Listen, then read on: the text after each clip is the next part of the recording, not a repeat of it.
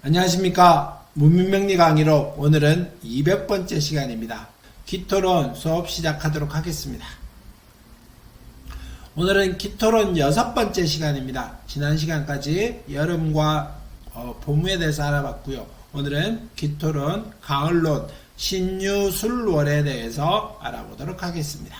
가을철 기토론입니다. 한기가 점승하니 병화로서 보습하고 개수로서 윤토하면 만물이 성장할 수 있다.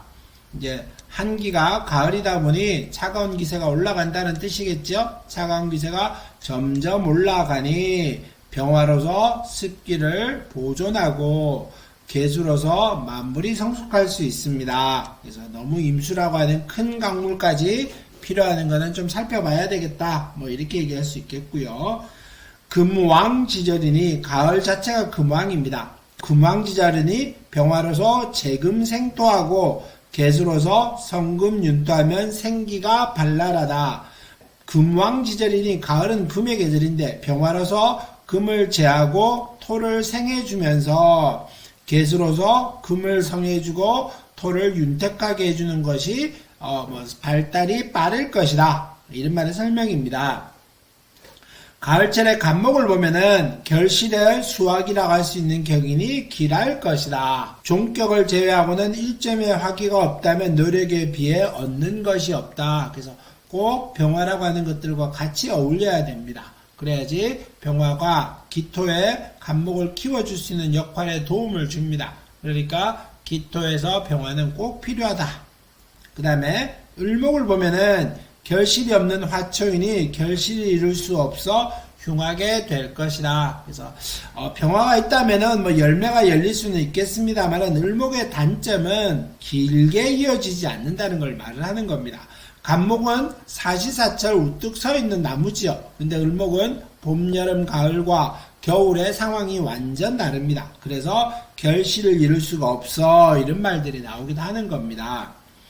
병화를 보면 가을철 수확하기에 좋은 여건을 이루고 과실을 풍성하게 하는 작용이니 길할 것이다. 아마 금왕지절이다 보니 가을에 병화를 보게 될 경우는 재금할 수 있으니 그래서 좋을 것 같다라고 얘기를 합니다.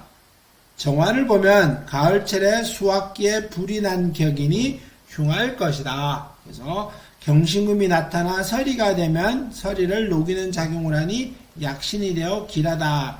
그래서 병화는 태양빛 에너지고 정화는 열 에너지입니다. 그러다 보니 정화가 있다는 의미의 뜻은 곡식이 말라버릴 수도 있습니다. 그럴 때 경신금이 너무 나타나게 될 때는 정화의 작용이 있기는 합니다만은 정화가 좋은 역할을 하기보다는 때로는 어떤 식물을 말라버리게 하는 역할이니 그렇게 좋다라고 말하지는 않습니다. 무토를 보면 넓은 대지에 가불목이 없는 경우에는 빈 농토를 방어하는 격이 되어 불길할 것이다. 역시 역마살처럼 분주하게 돌아다니는 역할은 한다 라고 얘기를 합니다. 기토를 보면 간목이 나타날 때 합하여 간목을 썩게 하는 작용을 하니 불길할 것이다. 그래서 기토가 오로지 갑을 바라보는데 기가 있는데 또다시 기가 나타나게 될 경우에는 이게 서로 기를 합하고 서로 합하려다 보니 쟁합의 작용, 쟁투합의 작용이 일어나면서 어려움을 나타내는다 이런 말입니다. 신금이 나타나면 병화와 합하여 서리가 되니 흉하다. 그래서 기토가 병화의 작용이 필요한데 이게 이제 신금이 병화를 합과 버리니 어려움이 있다 이런 말 하고요. 임수는 가을철의 수확 시절에는 소용이 없고 다 된 작물을 물에 잠기게 하는 격이니 불길할 것이다. 당연하고요. 기토의 타김의 작용을 꼭 살펴봐야 됩니다. 이거 없다라고 말하지는 않습니다. 타김은 꼭 살펴봐야 된다라고 얘기를 합니다.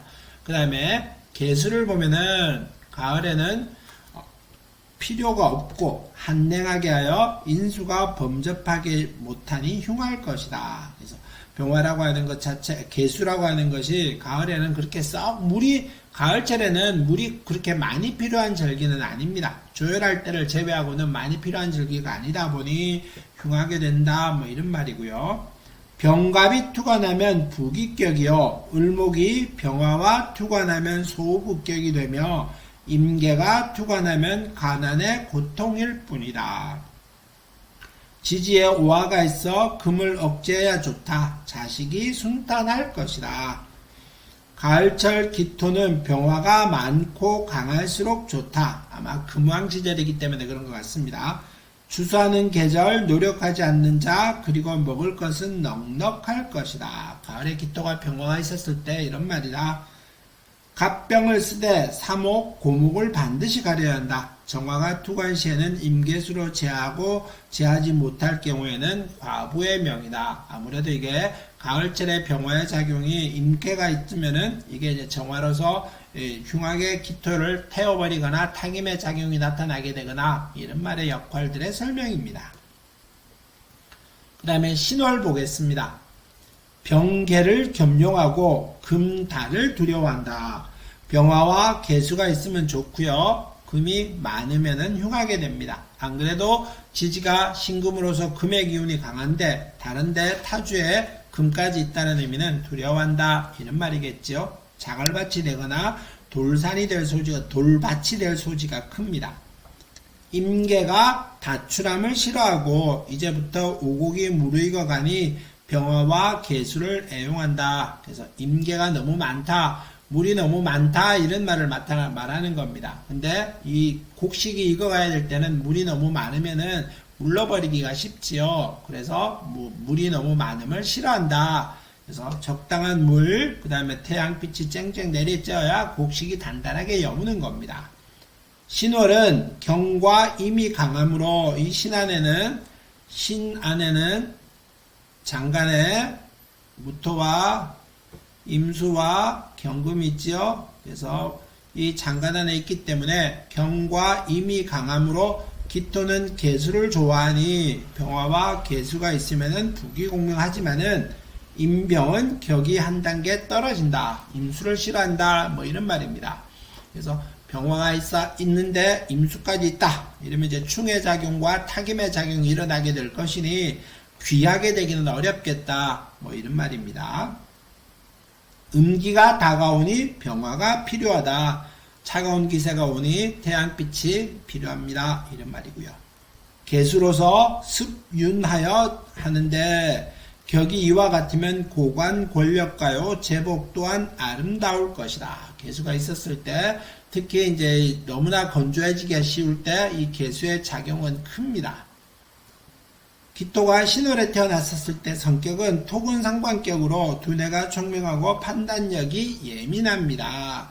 그래서 특히 이 기토한테는 자와 신이라고 하는 글씨가 아주 중요한 글씨지요. 천을기운입니다. 이 천을기운의 작용이기 때문에 특히 상관의 작용으로서 재주가 뛰어나고 아주 총명하면서 수단이 좋다 이렇게 말을 하기도 합니다. 그래서 판단력이 예민할 것이다. 그래서 조금 잔재주로 올라갈 소지가 크기는 합니다만은 그래도 이 기토에서 신금의 작용, 신월의 작용은 귀하게 작용합니다 라고 말을 합니다. 박력이 없음이 한 가지 흠이고 신약은 쥔지성이 없다. 그 다음에 건강으로서는 위생관념이 투철하여 건강한 듯 하지만 반대로 유행성 질환에는 약할 수 있습니다. 그래서 감기 몸살이라든가 뭐 어떤 철이 바뀔 때마다 몸이 아프다라든가 아마 신약할 확률이 높기 때문에 그런 말 하는 것 같습니다. 가운으로서는 상관을이면 한미한 집안 출신이라는 것이 통설인데 천을귀인의 영향으로 천가 출신이 드물다. 그래서 기토는 자와 신이 천을귀인이기 때문에 그래서 이럴 때는 천가, 귀한 집의 출생일 확률이 높다 이런 말입니다. 부부는 남명은 월령에서 재성이 장생하는데 처덕은 많은 편이다. 현철을 만나 처가의 도움을 입는다. 반대로 남자는 뭐 현철을 얻거나 처가의 도움을 입는다라고 말을 하지만은 여자 같은 경우는 아무래도 천을귀인이긴 합니다만은 그래도 상관입니다. 상관은 아무래도 정관을 해치지요. 그래서 부부 인연이 좋다라고 말하기는 어렵다. 뭐 이런 말입니다. 직업으로서는 두뇌와 학력으로 직업을 삼거나 특수기술직에 근무합니다. 힘든 노동을 하지 않은 팔자다. 흔히 말하는 전문직이다 라고 말을 하기 쉽습니다. 그래서 기술을 가지고 내가 몰랐던 공부에서 자격증을 받거나 어떤 능력을 키운 다음에 그걸로 인해서 직업을 삼아갈 때는 괜찮습니다 정도가 얘기가 되는 겁니다. 그 다음에 6월이고요. 병계가 병출함을 기뻐하며, 병화와 계수가 같이 투출해야 된다는 뜻이겠죠. 유병무기하면 병화는 있는데 계수가 없다면은 무권으로 명진한다. 그래서 이거 아주 뭐 이름을 떨친다 막 이런 말이고요. 유병무수하면 불성실하고 유수무병하면 재능이 있어 의식은 족하니 대성하기는 어렵다. 그래서 계수가 병화가 있다, 물이 없다, 때로는 물은 있는데 병화가 없다 이런 말의 설명들이 여기에 쭉 나와 있습니다.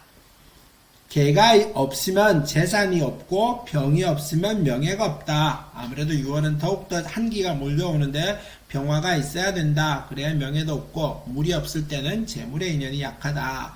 병화 희용이요 개수 가용입니다. 그래서 병화가 더욱 좋고 개수는 더해서 써먹을 수 있다. 그래서 차가운 기세다 보니 병화로서 따뜻해야 되고 그 다음에 개수로서 촉촉하게 습기 있게 만들어야 됩니다. 라는 뜻입니다. 성격으로서는 남의 불행을 자기 일 이상으로 괴로워하며 도와주려고 애를 씁니다. 주는데 조건 없는 헌신하는 편이고 그때그때 분위기에 좌우되어 경솔한 면이 있습니다. 도왕하면 식신이 희신이 되면 기분파이다. 그래서 아무래도 6월이라고 하는 것 자체는 식신의 역할입니다. 그랬었을 때 토가 많을 때 식신이 희신의 작용, 소통하는 작용을 하게 될 경우는 베푸는 것도 있고요. 인정도 있고요. 사람한테 순간순간 분위기에 따라서 업 역할도 한다. 뭐 이런 말의 설명이겠죠. 건강으로서는 음식을 가리지 않고 유명한 음식은 골라 먹는 편이다. 아무래도 이제 사주를 보면은 이제 식신이 먹는 음식 같은 걸 나타내다 보니까 요거에서 아마 잘 구성되어 있을 때는 맛집을 찾아다니는 경향도 뚜렷하게 있더라 라고 얘기를 합니다. 건강은 이상이 없다. 뭐 특별히 신약하거나 이러지만 않으면 문제 없다 이거겠죠.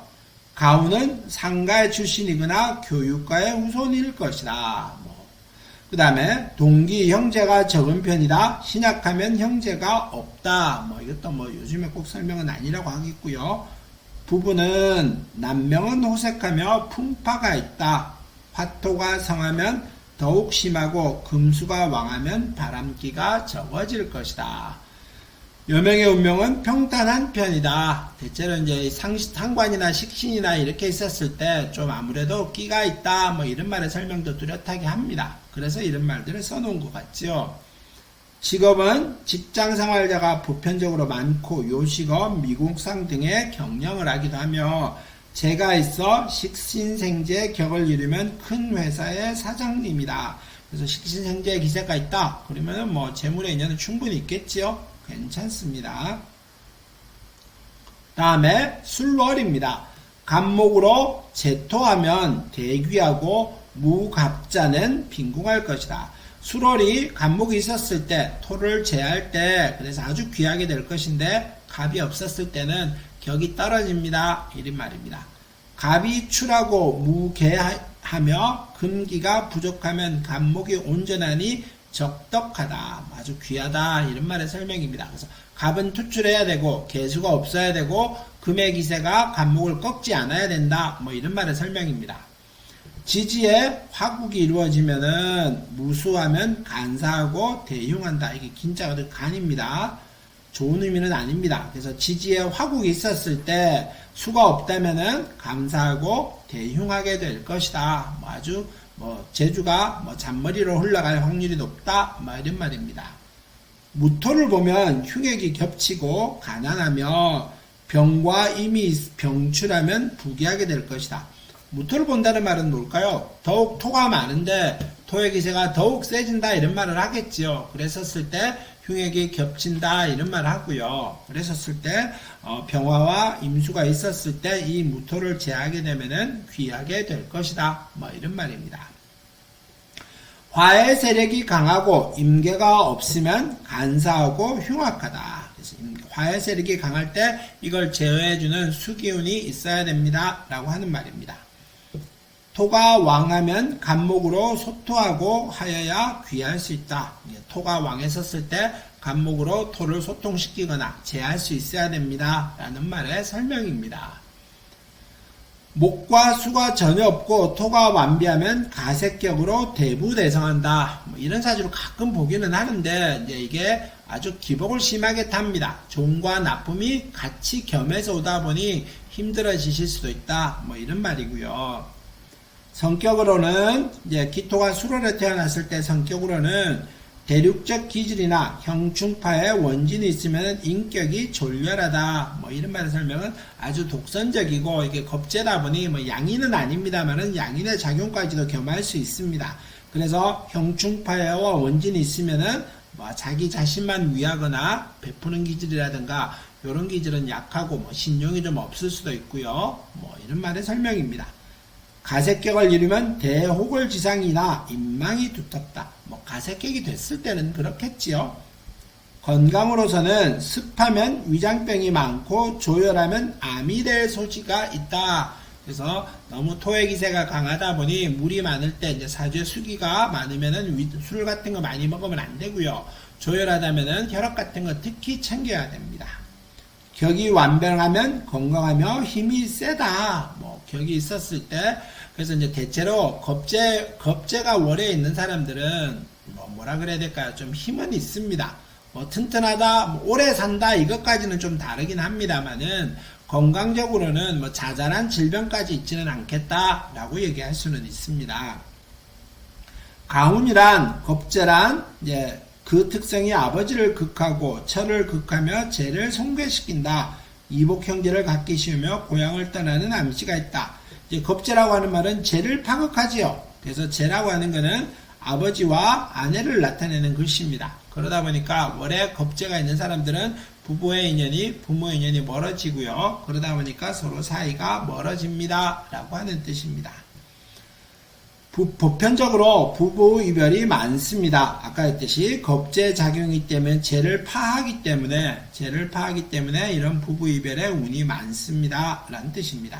식신상관이 유통한 명국자는 이 예외이다. 그래서 식상이 잘 구성이 되어 있어서 이제 토의 기세, 왕한 기세를 잘 소통시킬 때는 아주 뛰어난 이름을 가진 사주의 그릇이 될 것이다. 이런 말입니다.